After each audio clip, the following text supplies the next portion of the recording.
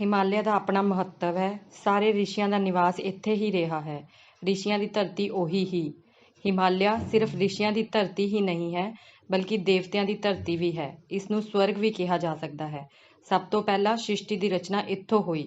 ਪੰਡਿਤ ਸ਼੍ਰੀ ਰਾਮ ਸ਼ਰਮਾ ਆਚਾਰਿਆ। ਪੁਸਤਕ ਦਾ ਨਾਮ ਆਤਮਾ ਹਿਮਾਲਿਆ ਅਤੇ ਰਿਸ਼ੀ ਪਰੰਪਰਾ। ਪੁਸਤਕ ਦੀ ਜਾਣਕਾਰੀ ਪੇਸ਼। ਪੁਸਤਕ ਵਿੱਚ ਲੇਖਕ ਨੇ ਹਿਮਾਲਿਆ ਦੀ ਮਹੱਤਤਾ ਦਾ ਵਰਣਨ ਕੀਤਾ ਹੈ। ਇਹ ਸਾਰੇ ਰਿਸ਼ੀਆਂ ਦਾ ਨਿਵਾਸ ਸਥਾਨ ਰਿਹਾ ਹੈ। ਹਿਮਾਲਿਆ ਸਿਰਫ ਰਿਸ਼ੀਆਂ ਦੀ ਭੂਮੀ ਨਹੀਂ ਹੈ, ਦੇਵਤਿਆਂ ਦੀ ਭੂਮੀ ਵੀ ਹੈ। ਇਸ ਨੂੰ ਸਵਰਗ ਵੀ ਕਿਹਾ ਜਾ ਸਕਦਾ ਹੈ। ਸਭ ਤੋਂ ਪਹਿਲਾਂ ਸ੍ਰਿਸ਼ਟੀ ਦੀ ਰਚਨਾ ਇੱਥੋਂ ਹੋਈ ਸੀ। ਹਿਮਾਲਿਆ ਦੇ ਰਿਸ਼ੀਆਂ ਨੇ ਜੋ ਪਰੰਪਰਾਵਾਂ ਸਥਾਪਿਤ ਕੀਤੀਆਂ ਸਨ, ਉਸੇ ਦਾ ਮਿਲਦਾ ਜੁਲਦਾ ਸਰੂਪ ਲੇਖਕ ਨੇ ਸ਼ਾਂਤੀ ਕੁੰਜ ਵਿੱਚ ਸਥਾਪਿਤ ਕੀਤਾ ਹੈ।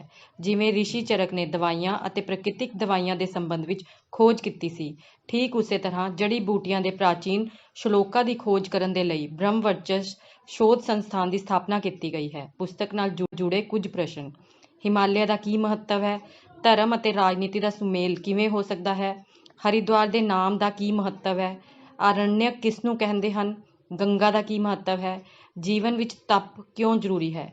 ਮਨੁੱਖ ਦੇ ਸਰੀਰ ਅਤੇ ਮਾਨਸਿਕ ਰੋਗਾਂ ਦਾ ਹੱਲ ਕਿਵੇਂ ਸੰਭਵ ਹੈ? ਸ਼ਾਂਤੀ ਕੁੰਜ ਨੂੰ 7 ਰਿਸ਼ੀਆਂ ਦੀ ਧਰਤੀ ਕਿਉਂ ਕਹਿੰਦੇ ਹਾਂ? ਇਹਨਾਂ ਸਾਰੇ ਪ੍ਰਸ਼ਨਾਂ ਦਾ ਉੱਤਰ ਲੈ ਕੇ ਤੁਹਾਡੇ ਸਾਹਮਣੇ ਪੇਸ਼ ਹੈ ਇਹ ਪੁਸਤਕ, ਜੋ ਦੇਵਾਤਮਾ ਹਿਮਾਲਿਆ ਅਤੇ ਰਿਸ਼ੀ ਪਰੰਪਰਾ ਨੂੰ ਮੁੜ ਤੋਂ ਸੁਰਜੀਤ ਕਰਨ ਦੇ ਲਈ ਲੇਖਕ ਦੇ ਇੱਕ ਨਵੀਨਤਮ ਯਤਨ ਦਾ ਵਰਣਨ ਕਰਦੀ ਹੈ। ਪੁਸਤਕ ਦੇ ਕੁਝ ਅੰਸ਼।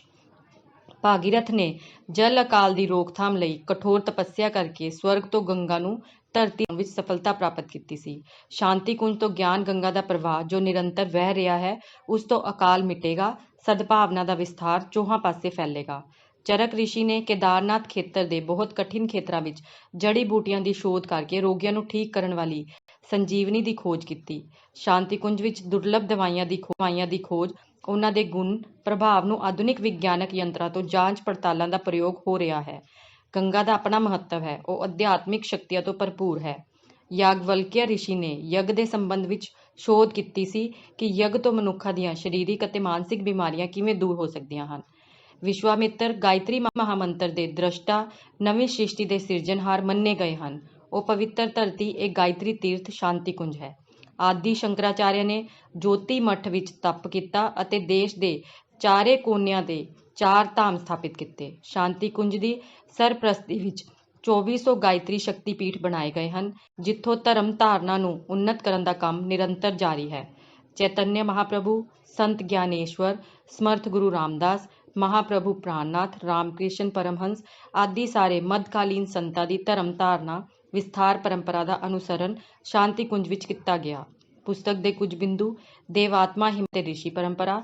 ਹਿਮਾਲਿਆ ਦੀ ਰਿਸ਼ੀ ਪਰੰਪਰਾ ਦੀ ਪੁਨਰ ਸਥਾਪਨਾ।